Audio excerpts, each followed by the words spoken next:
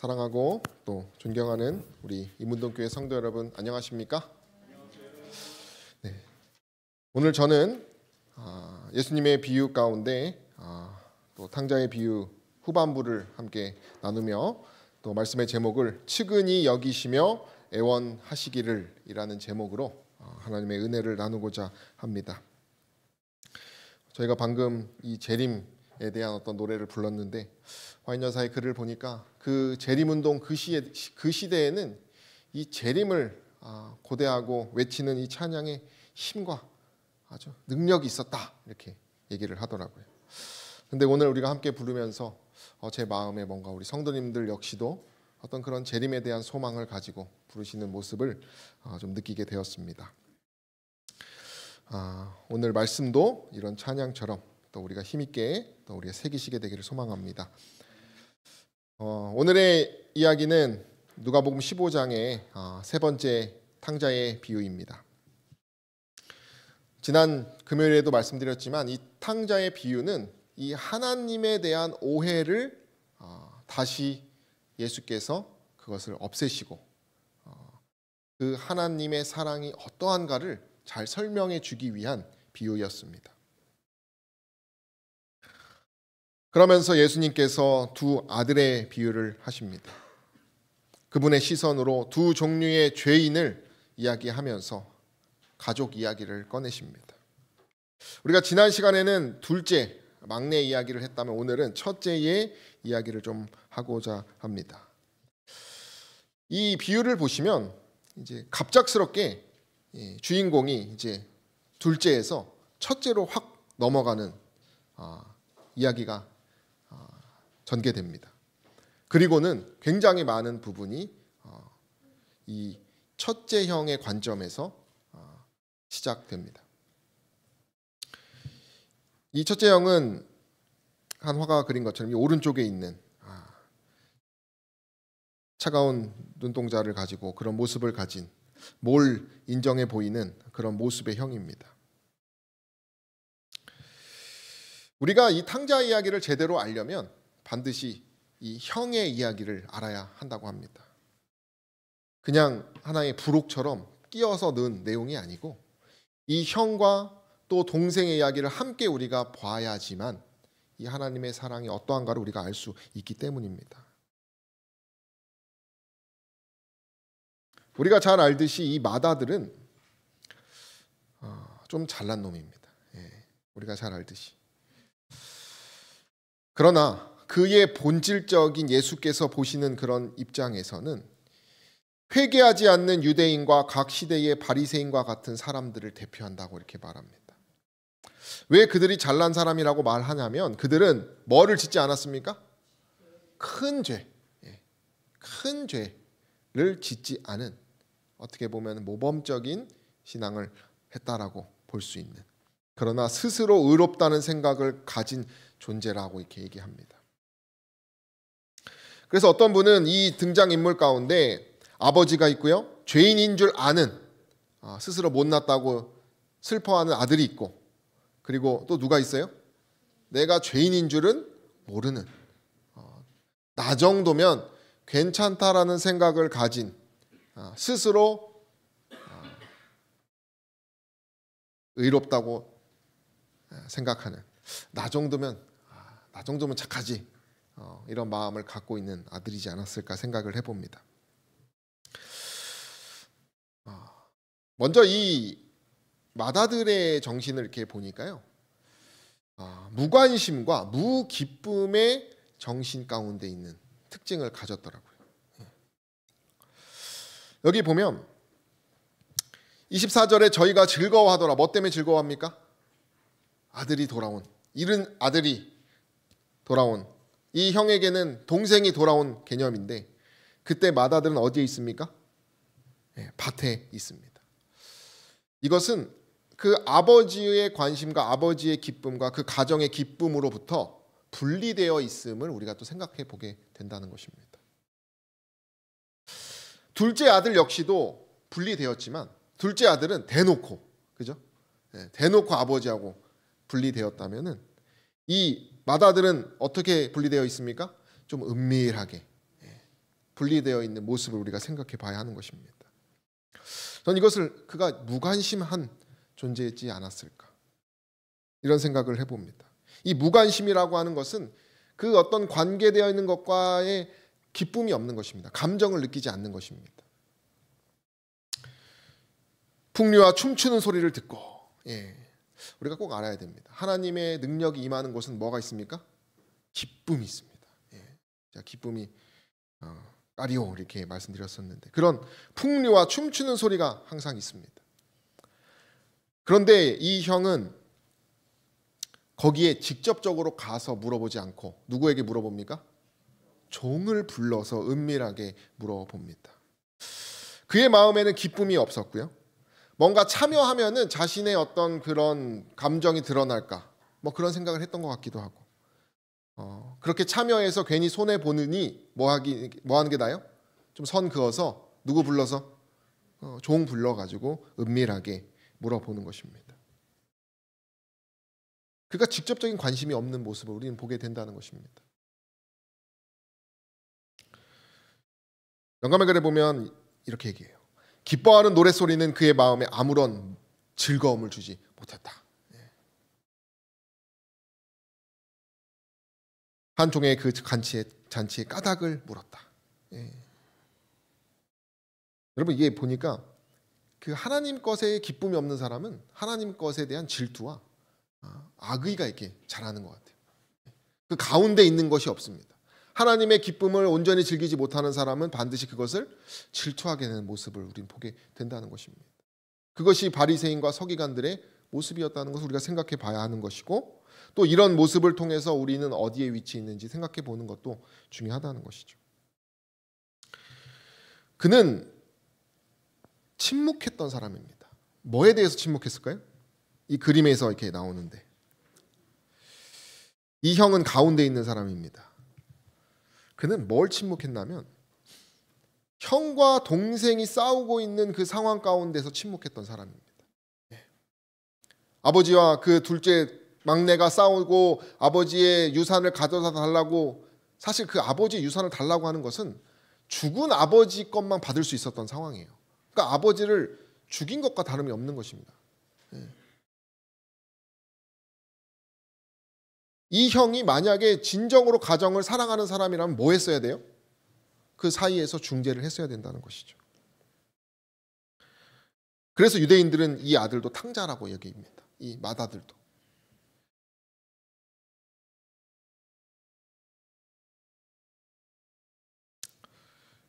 두 번째는 그는 사꾼의 정신을 드러냅니다. 사꾼의 정신을. 그가 밭에 있다가 돌아옵니다. 그는 마음이 어디가 있어요? 아버지의 집에 있는 것이 아니라 밭에 있습니다. 아버지의 밭에 있어요. 아버지가 가진 능력에 있습니다. 우리가 이 맏아들의 태도를 보면 그는 자신이 얼마나 충실했는지를 계속 증명합니다. 계속 증명해요. 이 탕자는 탕자도 스스로를 이렇게 곱씹어 봅니다. 아버지한테 내가 무슨 생각을 말해야 될까, 그죠? 혼자 이렇게 혼잣말하는 내용들이 있잖아요. 그 다음에 이제 아버지가 가서 했듯이 이 형도 자신에 대해서 많이 생각을 했습니다. 그리고 자신의 충성됨을 아버지한테 계속 얘기를 하죠.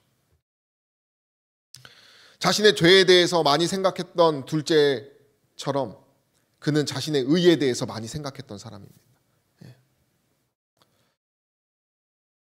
어쨌든 그는 모범적인 태도의 모습을 가졌어요.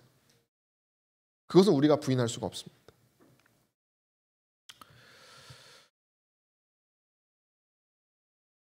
그런데요, 그는 제가 보니까 이게 머리가 비상한 것 같아요. 이 사람은 계산이 정확합니다. 28절에 보면 아버지가 나와서 권한대 아버지께 대답하여 가로되 내가 여러 해 아버지를 섬겼다. 횟수를 다 세고 있어요. 명도 어김이 없고 염소 새끼라도 주어 즐기게 하지 않았고.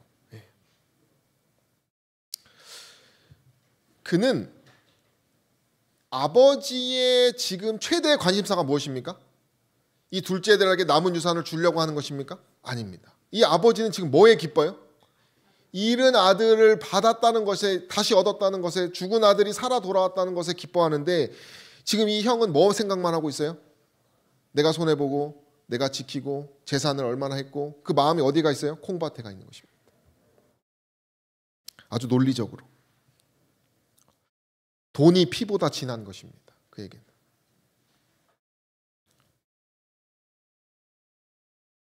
나는 여러의 아버지를 섬겼다라고 하는 이 표현이요, 아버지를 진정한 인격적인 아버지가 아니라 고용주의 개념으로 말한 그 투라고 말하는 것이. 그러니까 쉽게 말하면 아버지가 유산을 안 줄까 봐 뭐 한 거예요? 열심히 일한 것입니다. 예. 교회에 오는 이유가 무엇입니까? 믿음의 아버지가 내가 저녁에 교회 안 오면 뭐 안 줄까 봐? 예. 유산 안 주실까 봐. 예. 쉽게 말하면 그것입니다. 예. 부자 아들이.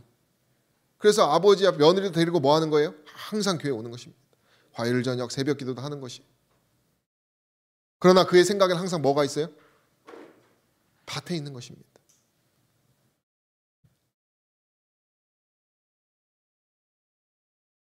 만일 이 동생이 아버지의 유산을 나누어 받게 된다면 자기는 맏아들로서 몹시 억울하다고 생각했다. 당시에 그건 좀 나중에 얘기하고요. 그가 한 이 말은 단지 그의 근로에 대한 소득을 얻기 위하여 죄악적인 쾌락을 삼가왔다는 것을 나타낸다. 그죠? 그가 절제하고 쾌락을 삼가고 열심히 근면하고 뉴스타트한 목적이 무엇이에요? 아버지의 소득을 하나라도 잃지 않기 위해서. 이것은 집 나간 탕자하고 똑같은 생각입니다. 그 둘째가 집 나갈 때 아버지의 뭐만 생각하고 나갔어요? 재산만 보고 나간 것처럼. 이 형도 아버지의 뭐만 생각하고 있어요? 재산만 생각하고 있는 것입니다. 그래서 사실 탕자는 둘 다 탕자라고 하는 것이죠.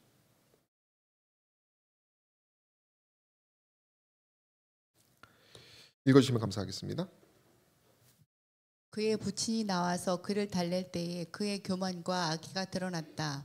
그는 자기 아버지 집에서의 자신의 생활을 보수 없이 일한 봉사의 쳇바퀴 생활로 논한 다음 그 사실을 방금 돌아온 동생에게 베풀어진 호의와 비교했다. 그는 이때까지의 그의 봉사는 아들로서가 아닌 종으로서의 봉사였다는 것을 밝히 드러냈다. 자, 이렇게 보니까 이 형이 내게는 염소 새끼라도 주어 하면서 아버지가 화나는 모습이 있거든요. 근데 이 내게는이 이게 에고입니다. 에고가 뭐예요? 이게 자아가 가장 강했던 사람. 근데 이 자아를 말할 때 우데포테라고 하는 표현을 쓰는데요. 이것은 아주 강조한, 단 한 번도 이거예요. 그러니까 부정어입니다. 그는 아주 자아가 강했음을 제가 이렇게 보게 돼요. 단 한 번도 염소 새끼라도 주지 않았다고 하면서 자신 스스로를 막 동정하는 것입니다. 아버지 앞에서 자신의 처지를 막 비관하는 것입니다. 그러나 사실 이 형은 아버지의 분기의 3분의 2를 받을 수 있는 사람이에요. 그러니까 사실은 그렇게 억울한 건 아닙니다. 그러나 그는 뭐가 강했던 사람이에요? 자아가 계속 강했어요. 그러니까 제가 보니까 이 사꾼이라고 하는 것은 자아가 강한 것입니다. 불평을 강하게 하는 사람은 자아가 강한 것이. 마지막 때에는 술 취한 사람들이 있을 거라 그랬어요. 그거는 그저 마시는 술이 아니라 이런 자아에 취하는 것입니다. 이기심에 취하는 것입니다. 에고에 취하는 것입니다.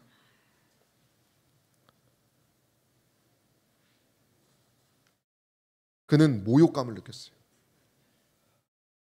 그래서 무관심, 무기쁨, 그리고 품꾼으로서 부끄러워하지 않았다는 것이죠.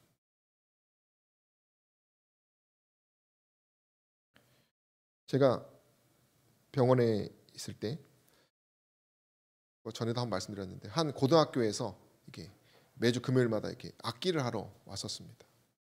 근데 거기에 항상 이제 제가 추수 체크를 하고 이제 그것이 이제 아이들의 이제 스펙이 되는 거죠. 근데 이제 다 끝나고 이제 다 정산을 하고 이제 다 이게 개인적으로 이제 뭐 추석 체크 여부를 알려줬는데 한 여자애가 연락이 왔어요.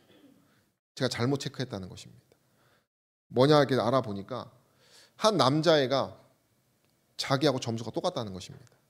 근데 그 남자애는 뺀질거리는 그런 이미지를 갖고 있는 애였어요. 근데 아무리 생각해도 자기는 빠짐없이 왔는데 어떻게 자기하고 얘하고 똑같냐? 자기가 봤을 땐 얘는 나보다 못났는데. 그래서 제가 그런 줄 알고 저도 약간 그 남학생이 뺀질거리는 아이였기 때문에 이미지가 저도 이제 내가 잘못했나 했더니 가만 보니까 이 남자애는 지각은 했지만 항상 왔어요. 그리고 이 여학생이 빠질 때 왔어요. 그러니까 보니까 같더라고요.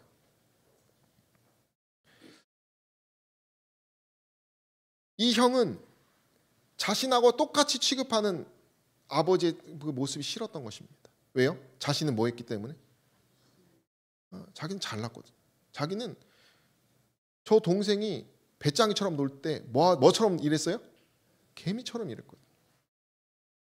그러니까 이 모욕감을 느낀 것입니다. 어떻게 나랑 저 죽일 놈하고 같이 두느냐? 그것이 화가 난 것이.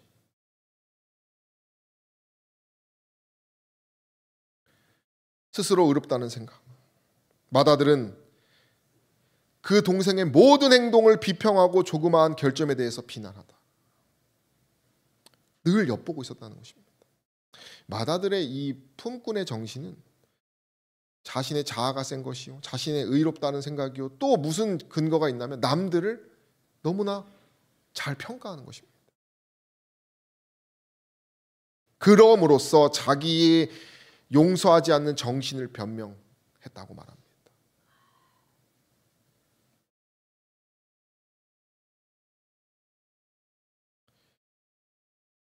바리새인과 서기관들에 대해서 이렇게 얘기합니다. 하나님의 집의 아들들이라고 주장은 하였으나 사실은 품꾼의 근성을 가지고 있었다. 그들은 보수를 받을 생각으로 일했다. 저희가 보기에는 하나님은 혹독하게 일을 시키는 주인과 같았다. 그들의 마음에는 인격적으로 정말 아버지라고 하는 개념이 아니었어요.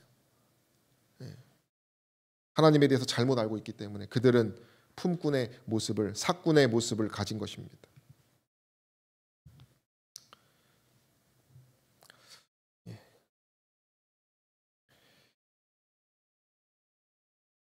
세 번째는 사랑이 없는 정신입니다.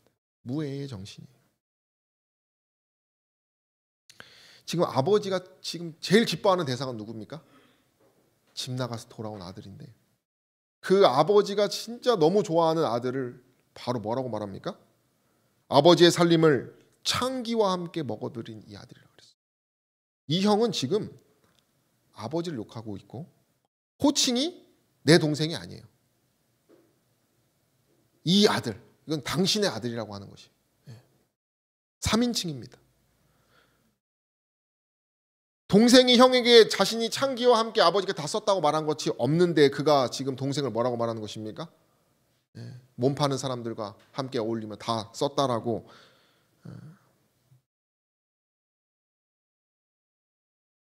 아버지의 그 대한 존중과 배려와 동생에 대한 배려와 그런 것이 아무것도 없습니다. 형이라 불릴 자격이 없는 아주 냉정한.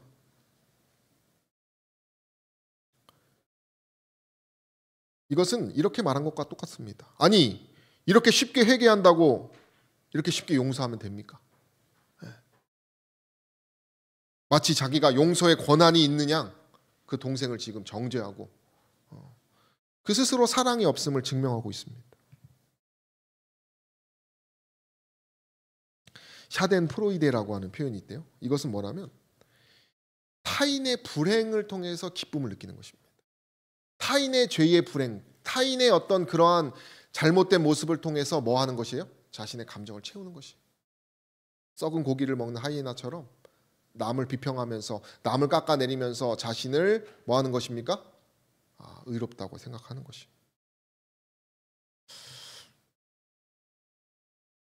그는 아버지에 대한 사랑이 없습니다. 동생에 대한 사랑은 당연히 없겠죠. 형은 잃어버린 동생에 대한 자기 부친의 염려를 나누지도 아니하고 그가 돌아오기를 기다리지도 않는.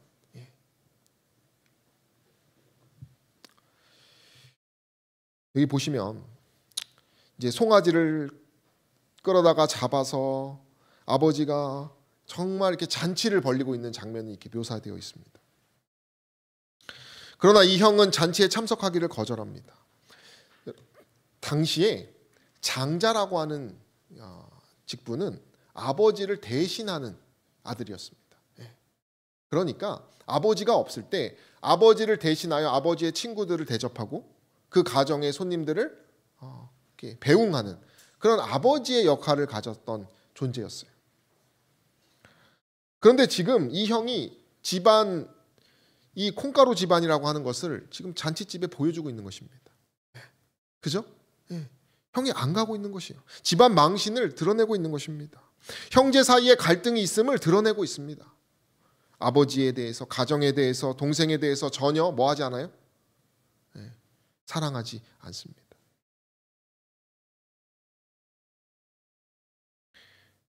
주석에 보니까 이 잔치에는 연예인들도 데려 놓았을 것이고 정말 이 귀환을 당당하게 축하하려고 많은 노력을 했다라고 말하고 있어요.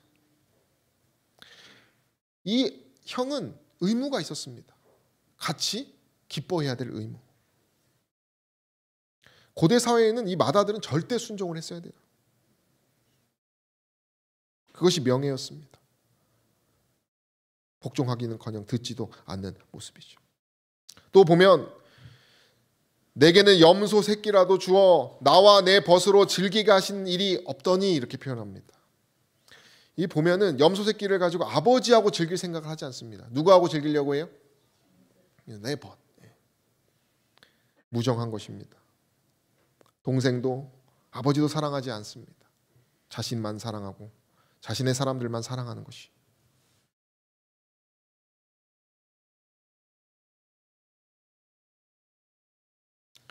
서기관과 바리새인들은 사랑 때문에 하나님 예수 그리스도나 종교를 갖지 않았다 그랬어요. 그들은 사랑이 없는 존재들이었습니다.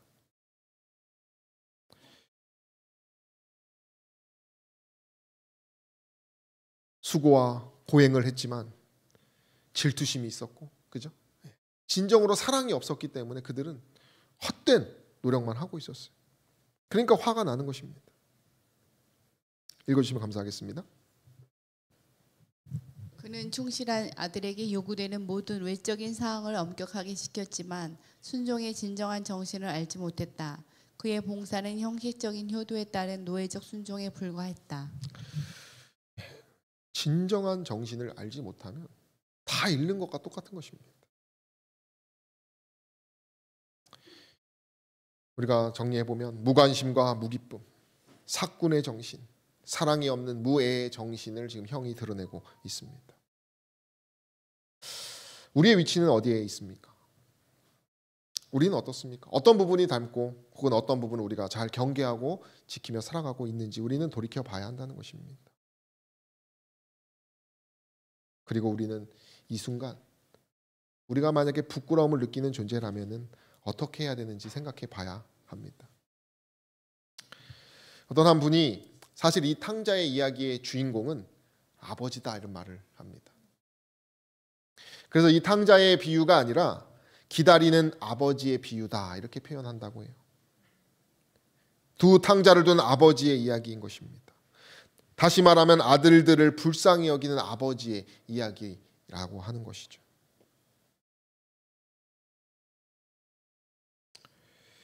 이 후반부의 이 맏아들의 이야기의 내용을 쭉 보면 이 맏형의 이야기도 많이 나오지만 아버지의 모습이 많이 등장합니다. 이 아버지는 자비로운 아버지예요.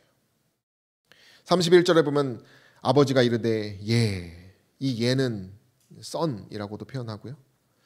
이것은 날개 아래 새끼 병아리를 모으는 닭, 이 표현할 때, 그 병아리 표현할 때 이 테크논 이 표현과 같은 것입니다.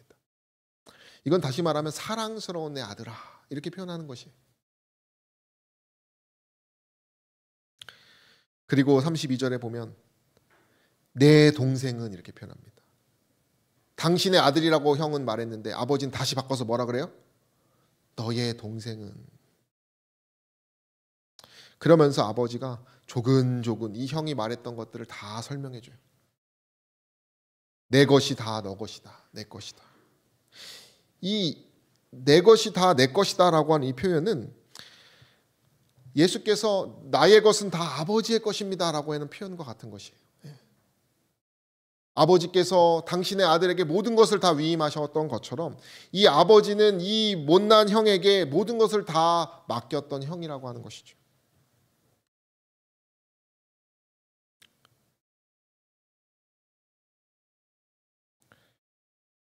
항상 너와 함께 있으니, 항상 있는 아버지의 모습.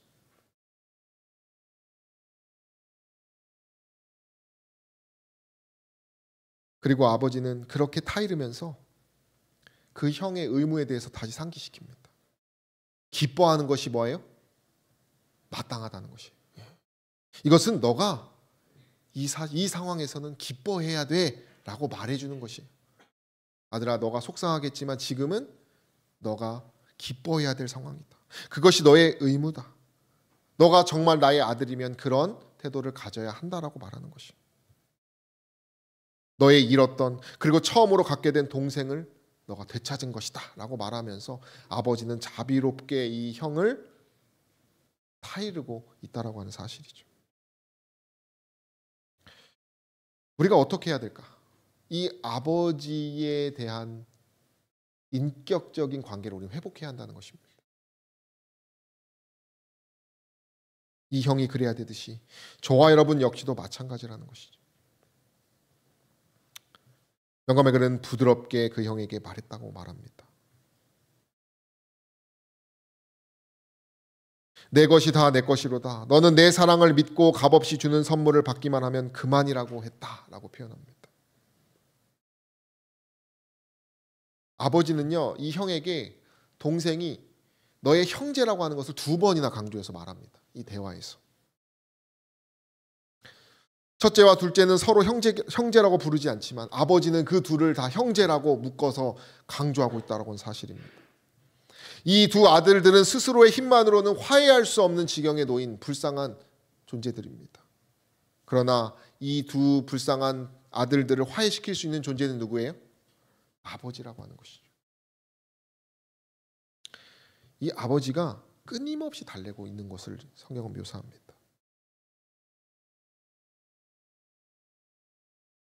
이게 미완료 시제입니다. 이 권한대라는 표현이. 이 권하다고 하는 것은 측은히 여기는 것이, 달래는 것입니다. 애원하는 것입니다. 이것을 끊임없이 아버지가 지금 뭐하고 있어요? 호소하고 있는 것입니다.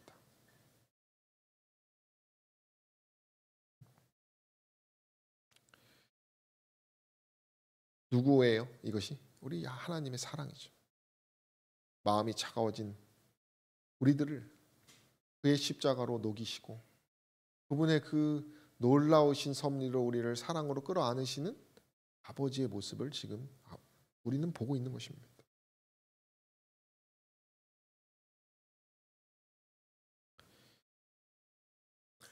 이 달랜다라고 있는 표현은요, 이 고린도후서의 이 자비의 아버지의 개념하고 같은 것입니다. 우리를 위로하사 이것도 중단되지 않고 계속 지속되고 있다라고 하는 것이. 우리 함께 읽어볼까요? 우리 주 예수 그리스도의 하나님이시오. 시작. 우리 주 예수 그리스도의 하나님이시오. 자비의 아버지이시오.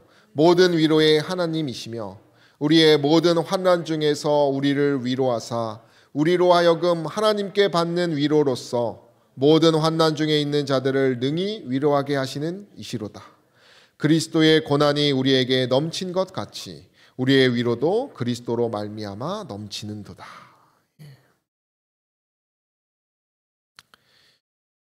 그리스도의 고난을 통해서 우리를 위로하시는, 이것이 바로 못난 아들을 향한 아버지의 사랑이라고 하는 것이죠. 이러한 사랑을 경험하기 위해서는 아버지와의 인격적인 만남이 필요한 것입니다.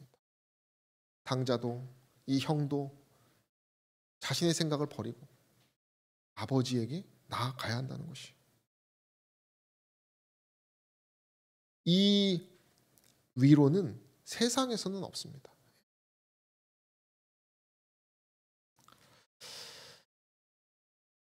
저 여러분들에게 우리의 이 하나님 아버지는 어떤 분이신지를 우리가 오늘 이 시간 다시 생각해 보기를 바랍니다.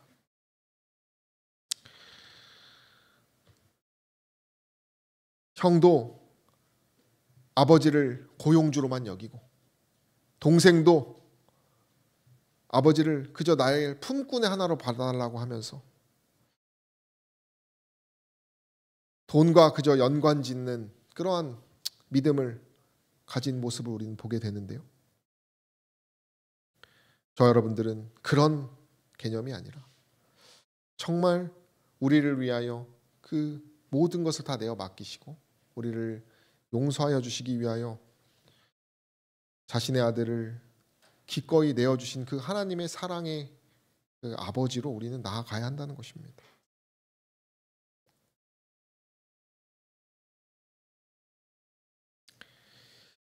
읽어주시면 감사하겠습니다. 그대 자신이 오직 그대의 천부의 사랑으로서만 구원을 얻을 수 있다는 것을 안다면 그대는 죄 가운데서 고생하는 자들을 불쌍히 여길 것이다. 그리고 그대는 불행을 당한 자와 참회하는 자들을 질투하거나 비난하지 않을 것이다. 그대의 마음에서 이기심의 얼음이 녹아내리면 그대는 하나님과 같은 동정심을 가지게 되고 잃어버린 자를 구원하는 일에 하나님과 함께 기쁨을 나누게 될 것이다. 아멘이십니까? 아멘입니다. 이 탕자의 비유가 있는 이유는 저와 여러분들을 하나님께서 믿고 말씀하신다는 것입니다. 예수님은 세리와 죄인들을 사랑한 것과 같은 그런 사랑으로 서기관과 바리새인 역시도 뭐 하셨어요? 사랑하셨다는 거예요. 그리고 예수께서는 그들이 기뻐하는 것이 마땅하다고 그 비유에서 끝난 것처럼 그들이 두려워하지 말고 하나님의 사랑으로 다시 한번 나아오라는 초청을 하셨다라고 하는 사실이죠. 저 여러분들이 혹여나 이러한 사랑을 갖기가 두렵다면은 이 비유를 통한 이 아버지의 사랑을 다시 한번 믿으시고 나아가시게 되기를 소망합니다. 그것은 우리를 잃는 것이 아닙니다. 그러한 용기를 내는 것은 우리를 잃는 것이 아니고 우리가 확장되는 것이에요. 우리가 우리 하나님의 사랑을 더욱 개인적으로 주도적으로 경험할 수 있는 것입니다. 우리의 정체성이나 나의 자존심이 무너지는 것이 아닙니다. 그것은 하나님의 사랑에게 더 부요에 참여하는 것입니다. 읽어주시면 감사하겠습니다. 그리스도를 위하여 노력할 때마다 우리 자신에게 축복이 임하게 될 것이다. 영혼을 구원하기 위하여 기도하면서 다른 사람들을 그리스도께 인도하고자 할 때 우리의 심장을 원기를 북돋우는 하나님의 은혜로 말미암아 박동하게 될 것이며 우리의 애정은 더욱 뜨거운 하나님의 사랑으로 말미암아 불타게 되고 우리의 온 그리스도인의 생애는 더욱 실제적이고 더욱 열성 있고 더욱 기도하는 생애가 될 것이다. 아멘이십니까? 아멘이요. 우리가 이것을 더 간구하시게 되기를 소망합니다. 우리를 잃는 것이 아니라 뭐라는 것이에요? 우리가 더 은혜로 말미암아 박동하게 된다는 것입니다. 은혜가 넘친다는 것입니다. 사랑으로 말미암아 불타게 된다는 것입니다. 하나님이 살아계신다는 것을 계속 말할 수 있다라고 하는 것이 우리에게는 탕자와 같은 우리들에게는 이러한 하나님의 은혜와 우리의 노력이 필요하다는 것을 기억하는 저 여러분 되시기를 간절히 소망합니다. 그 방법은 하나님의 부드러운 호소에 우리가 탕자처럼 받는 것이 믿는 것입니다.